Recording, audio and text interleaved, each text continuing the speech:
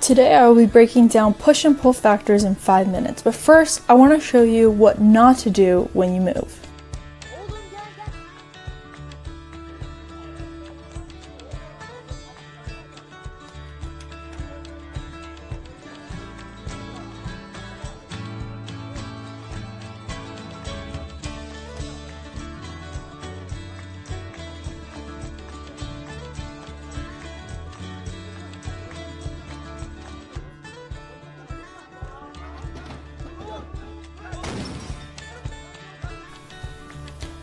Moving, like they were doing in the video, is part of life and people move for a lot of different reasons.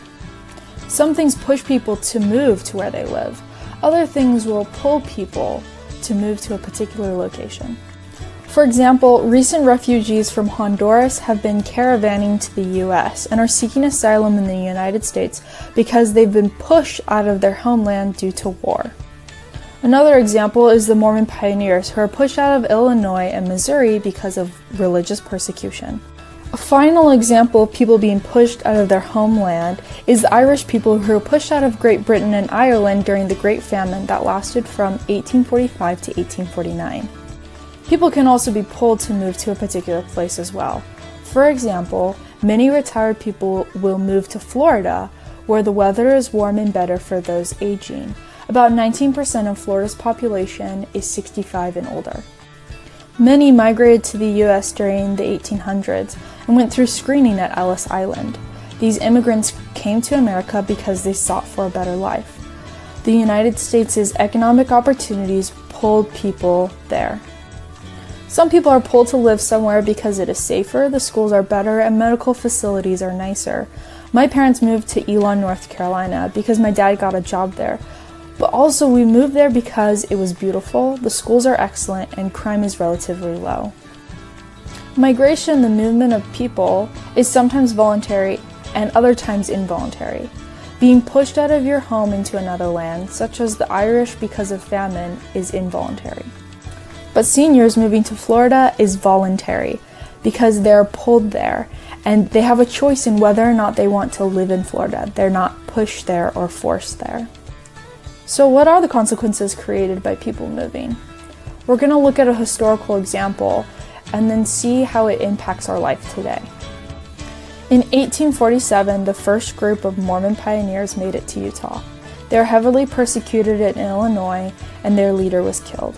They felt the safest option was to move out west where they could escape persecution and experience religious freedom.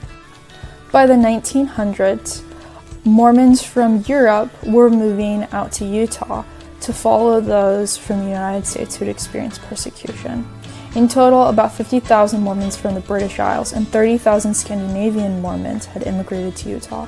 There are also small groups of people from Germany, Switzerland, the Netherlands, Italy, France, Australia, and the South Pacific Islands that were moving to the Intermountain West.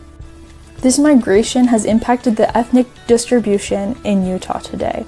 As you can see from this graph of the population in Utah in 2017, about 91% of Utah's population is white.